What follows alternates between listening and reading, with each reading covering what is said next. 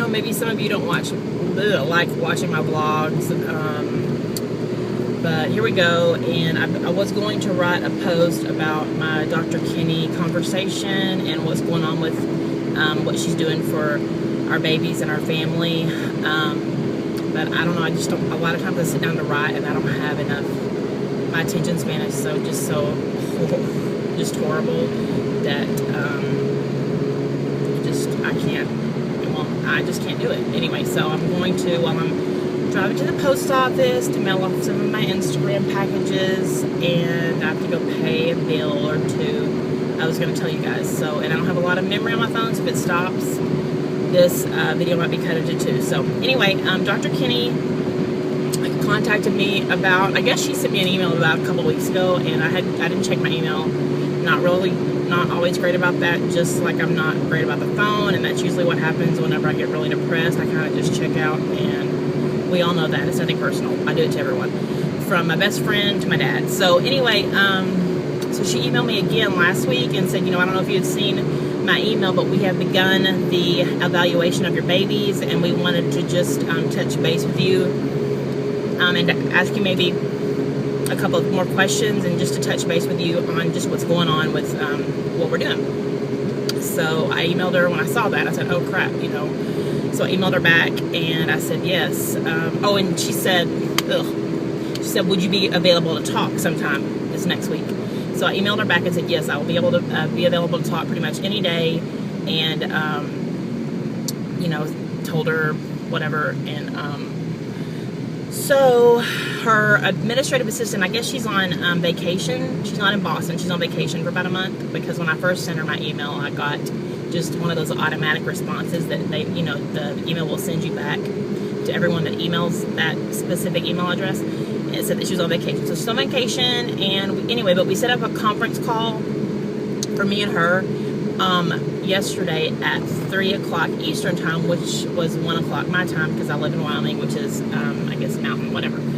So, I was laying down with Sailor, and I woke up and I've been up, it's not like I slept until 1 o'clock, but I had been up and down, and I'd lay down with him for a second, and he hasn't been feeling very well, and so like at 1:06, I like sprang up and was like, oh crap, like I freaking missed her call, like wow.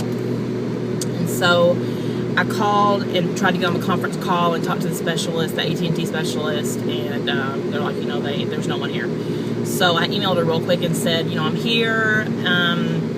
If, you know, anybody's available, I'm here to talk. So she emailed me right back and said, oh yeah, let me get on the call. Well, hang on. So anyway, she got on and said, I thought we had scheduled it for 3:30, and I said, no, it was 3, but I'm glad because I was late anyway.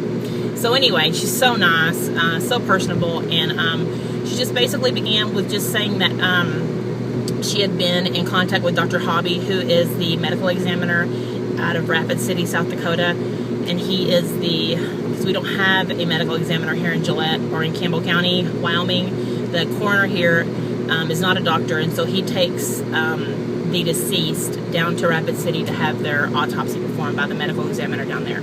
And so Dr. Hobby and her, I guess, go way back.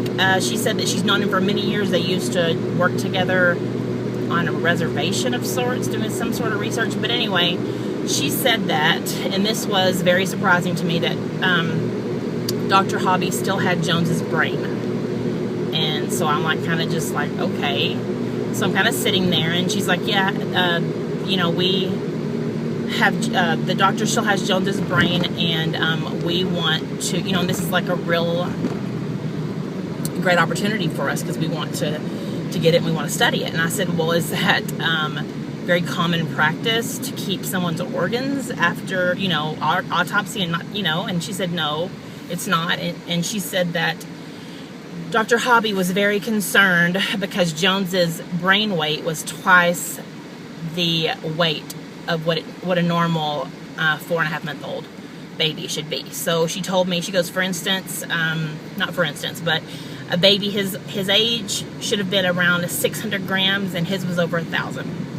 And so I said, well, okay, yeah, for sure, I'll consent to y'all, you know, for you guys to, you know, look at his brain or whatever. But why would he keep that and not tell anybody? Like, I mean, I would never know that information unless I had contacted Dr. Kinney, and then Dr. Kinney had, you know, offered us this research spot in her program, whatever, blah, blah, blah. And so, I don't know, that just, it a little bit irritated me. But anyway, so they have his brain. Me and Brian have to give, you know, consent like we did for their autopsy reports, he and Tessa's, and for their slides to be sent from Dr. Hobby's office in Rapid City. So, and then she then said one of the reasons why they were very interested in studying my babies was because they both had a large head circumference. And she said, I don't know, you know, and she had touched on that the one time that I actually talked to her on the phone before, the other times we've emailed. And she told me, when she offered us the spot in the research program, she said that they are studying big heads, the links between big head circumference and large head circumference in babies and SIDS. And she said that they have actually seen links in these two things going back to the 80s. I guess, you know, scientists, doctors, whatever, people that study SIDS research. And so she said that, I'm about to go into this bank right here, but she said that that basically there's I forget what his name was, but I think he's going to be on our next conference call so he could explain what he wants to do, but what he's going to do, you know, what's so exciting about it. But there's a doctor on her team. I guess I think he's a pediatric pathologist, maybe. But anyway, he has actually, this is what has been his focus has been the last few years, and he has studied large heads and SIDS, and he has actually found a gene that in these babies with large heads that die of SIDS. And so they are so excited, and he's so excited to find a family, because me and Brian have large heads. Every one of our kids have large heads, a large head circumference, and he's so excited to find a family that has these large heads and has this SIDS history, and that is willing to be studied. So she basically then asked me, you know, we want to study you and your husband. We want to take your DNA, because even though none of his research, I guess, has been published, she said that she called it groundbreaking. She said that, you know, he wants to study you. We want to study you and Brian and your family, and this could be groundbreaking for us. And so we're going to have a conference call. We're going to, I guess they're going to, after Labor Day sometime, they're going to they're going to get our blood taken so they can get our DNA. And that's all I know so far. So I will be back in just a second.